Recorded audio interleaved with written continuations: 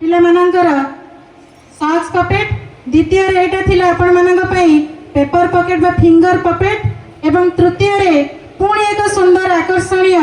Glove puppet साहाय्य रे पुणी एक सुंदर एवं चित्ताकर्षक स्टोरी सिंह और मूसा सिंह और मूसा।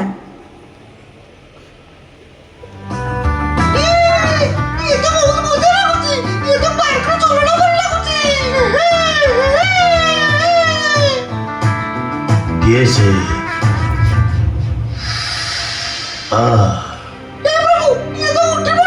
मोन्टा ऊपर एटा कौन तो गोटे सामान्य जीव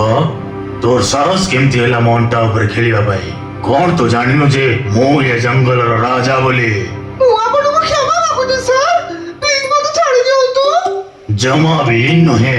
जदि मु ते छाड़ी दिए ताहले तू एठु जाई तो सांग मन को कहि देबु जे तुम अंटा ऊपर खेलुथिल बोली ता परे मते हो केही भी सम्मान देबेनी ना सर वो कहा को भी कथा कहबेनी मु तते केबे भी विश्वास करि परिबिनी मते तते मारिबा को ही पड़िबो आउ एमिति रे भी मते भोक लागिलानी मरिबा पाई रेडी हे जा मुसा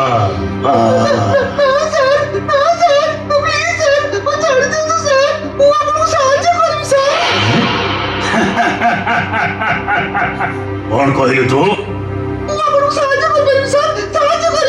तू तू गोटे छोटिया प्राणी तू पुणी मते साहाय्य करिवो मो ये जंगल राजा तो कथा सुनी मते मजा लागुची हेले मते मानिबा को पड़िबो तू गोटे बहुत बड़ साहसी मूसा बोली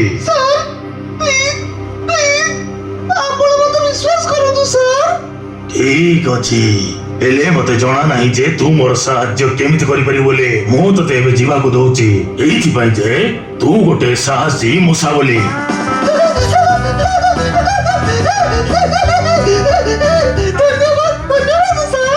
एटू पड़े जा मूसा आ एठी की तू केबे भी आसीबो नहीं ओह नाही एइटा कोन गोटे शिकारी रो जाल एबे तो मु फसी गली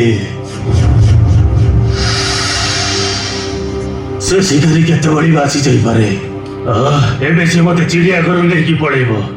कि अच्छा ठीक कि अच्छा बंचा मते कि अच्छा ठीक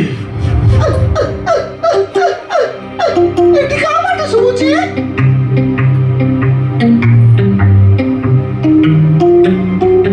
ओ सियोरा ता आपण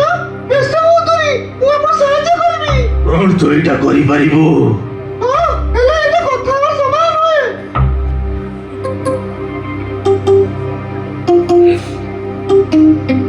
हेले मूसा तो टिके जल्दी कर शिकारी आसी गलानी आ ता हातरे बंदूक भी अछि हां व्यस्त होनी मु काटुची धन्यवाद मूसा तू आज मो जीवन बंचई देलु कोन आपण मते चिनि पाना सर मोर काई मनी पडुनी मु सेही मूसा जे आपण को ऊपर थरे नाचुतला आपण मते दिबा को देइथिले मु कथा देइथिले जे आपण मु सहाय्य करि बोली ओ हां